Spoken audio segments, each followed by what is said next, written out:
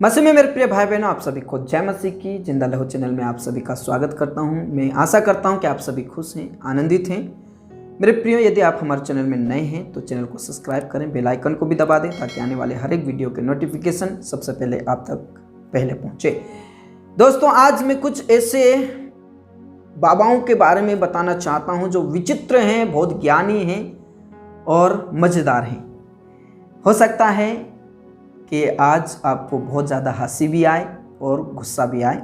और जानकारी के लिए आपको बता दूं, ये वीडियो किसी को ठेस पहुंचाने के लिए नहीं बनाया गया, लेकिन कुछ ऐसी बातें हैं जिन्हें हमें बहुत ज़्यादा समझने की ज़रूरत है, बहुत ज़्यादा ज्ञान प्राप्त करने की ज़रूरत है। मेरे प्रियो, आपको पता है कि ब्राह्मण लोग, पंडित लोग, बहुत बड़े अपने आप को समझदार लोग कहते हैं, वो लोग लहसुन और प्याज नहीं खाते हैं। ये लोग लहसुन और प्याज क्यों नहीं खाते हैं, इन विचित्र बाबाओं से सुनिए। प्याज और लहसुन इसलिए नहीं पाई जाती क्योंकि प्याज और लहसुन का जन्म गंदगी से हुआ, राक्षस के मल से हुआ, इसलिए वो गंदग, उससे दुर्गंध बहुत आती है। तुमने देखा होगा खा के। तो देवता अगर आना भी चाहे तो दुर्गंध के कारण देवता आ नहीं पाते हैं, हनुमान जी की कृपा हो नहीं पाती है क्योंकि वो राक्षस के मल से प्रकट हुई है, इसलिए प्याज और लहसुन खाना वर्जित है। जिस प्रकार आपने बागेश्वर बाबा जी से सुना कि लहसुन और प्याज खाना वर्जित है क्योंकि ये राक्षस के मल से उत्पन्न हुआ। ये मल क्या है आप ही जान सकते हो। दोस्तों, एक बार फिर से एक और बाबा हैं जो विचित्र बाबा हैं, बहुत ज्ञानी बाबा हैं, उनकी भी जुबानी आप सुन लीजिए, पेश किया जाए। क्योंकि लहसुन प्याज राक्षस का जूठा है। जिस प्रकार उन्होंने बोला कि लहसुन और प्याज राक्षस का झूठा है, अब मैं कंफ्यूज हूं, किस बाबा की बात मानूं? बागेश्वर बाबा की बात मानूं कि देवकीनंदन जी की बात मानूं? अब कंफ्यूज हूं। एक बाबा बोलते हैं राक्षस का मल है, यानी कि गंदा, और एक बोलते हैं कि झूठा है। देवकी बाबा क्या बोल रहे हैं आप एक बार फिर से सुनिए। क्योंकि लहसुन प्याज राक्षस का जूठा। किस राक्षस का? राहु नाम का एक राक्षस था। समुद्र मंथन हुआ तो समुद्र मंथन में मोहिनी भगवान ने सब देवताओं को अमृत पिलाया। तो देवताओं के बीच में एक राहु नाम का दैत्य चंद्रमा और सूर्य के बीच में जाकर देवता बनकर खड़ा हो गया। तो मोहिनी भगवान ने तो सबको अमृत पंक्तिबद्ध पिलाया, तो राहु नाम के दैत्य ने भी वह अमृत धोखे से पी लिया। और जैसे ही पिया तो सूर्य चंद्रमा ने कह दिया ये तो राक्षस है।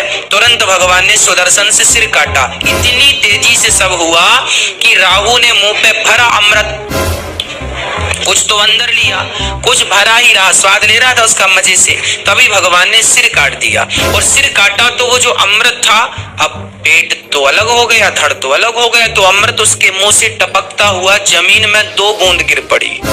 तो 1 बूंद बन गई लहसुन, 1 बूंद बन गई प्याज। उन्होंने बोला कि अमृत है ना, अमृत पी रहे थे और किसी भगवान को पता चला कि ये तो राक्षस है और उनका गला काट दिया।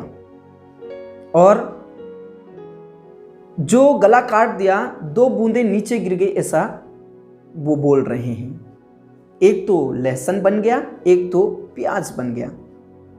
इसलिए राक्षस का झूठा है, इसलिए लहसुन और प्याज खाना वर्जित है इनके अनुसार।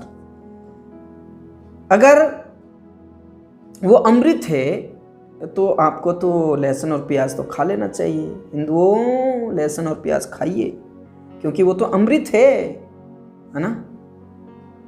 यदि इस बाबा की बात सच निकली तो आप अमृत पी लीजिए, खा लीजिए। लेकिन बागेश्वर बाबा जी की बात सच हो गई तो बिंदुओं, आप क्या खा रहे हो जान रहे हैं आप। मेरे प्रियो, इन बाबाओं की बात कैसे माने, किस बाबा की बात नहीं माने? अधूरा ज्ञान। और ये बाबाएं बहुत बड़े बड़े बातें बोलते हैं, हम ईसाइयों के बारे में बड़ी बड़ी बातें बोलते हैं और खुद को इनको ज्ञान नहीं है कि लहसुन और प्याज के बारे में बता रहे हैं।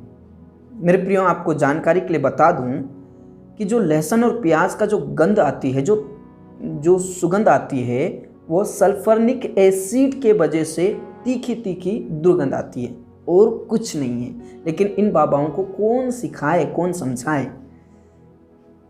दोस्तों, एक और बाबा है, टकले टकले वाले बाबा हैं, उनकी बात भी सुनिए।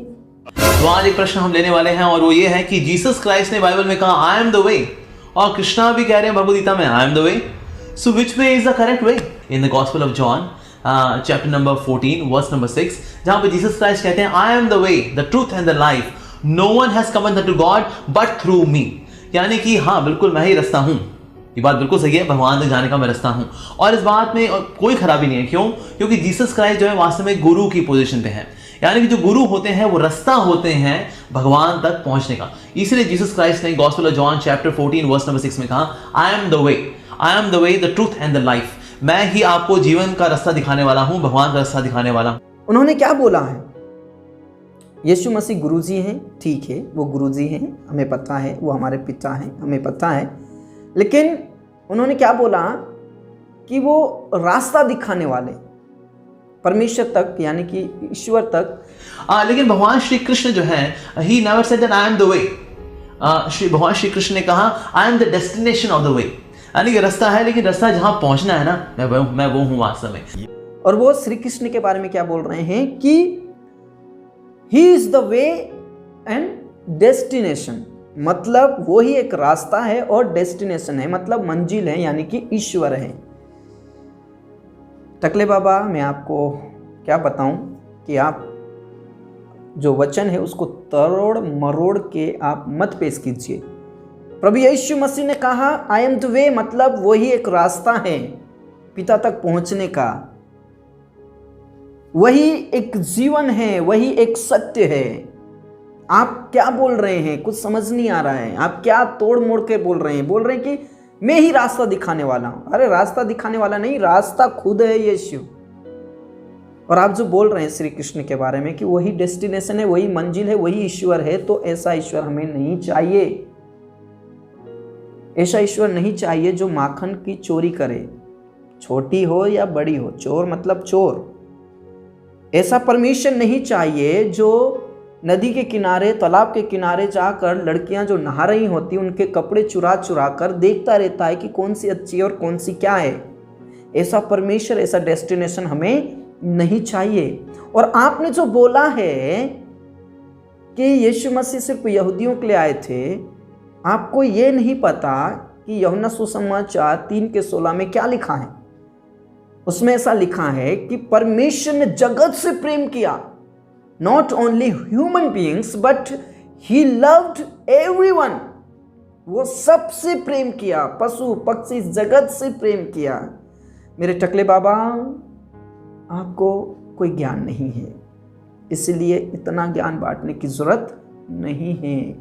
आप जो बोल रहे हैं श्री कृष्ण के बारे में कि वो भगवान है, तो हमें ऐसा भगवान, ऐसा परमेश्वर नहीं चाहिए जो चोरी करे, जो पाप और कुकर्म करे, जो इतनी हजार रानियों को रखेल बना के रखा है। ऐसा परमेश्वर हमें नहीं चाहिए। हमारा परमेश्वर निष्कलंक है, हमारा यीशु मसीह निष्कलंक है। उसने कोई पाप नहीं किया, वो सबसे प्रेम किया, जगत से प्रेम किया। He is the only way and truth and life. एकमात्र वही जीवन है, सत्य है और रास्ता है जो हमें पिता परमेश्वर से मिला सकता है। इस वचन को आप अच्छे से समझ लीजिए, ठीक है मेरे प्रियो। आज के लिए बस इतना ही काफ़ी। परमेश्वर आपको बहुत आयत से आशीष दे। प्रभु में बने रहें और ऐसे बाबाओं के लिए प्रार्थना करें जो विचित्र हैं, जो समझदार हैं, बहुत बड़े ज्ञानी हैं, और उनको अच्छे से बुद्धि मिल जाए, थोड़ा सा और ज्ञान मिल जाए। इस वीडियो को ज़्यादा से ज़्यादा शेयर कीजिए ताकि जो हिंदू अपने आप को बोलते हैं थोड़ा बहुत वो भी ज्ञान प्राप्त कर ले। प्रभु में बने रहें, विश्वास में बने रहें। आने वाले न्यूज़ में फिर से आपके साथ मुलाकात होगी। सबको जय मसीह की। God bless you.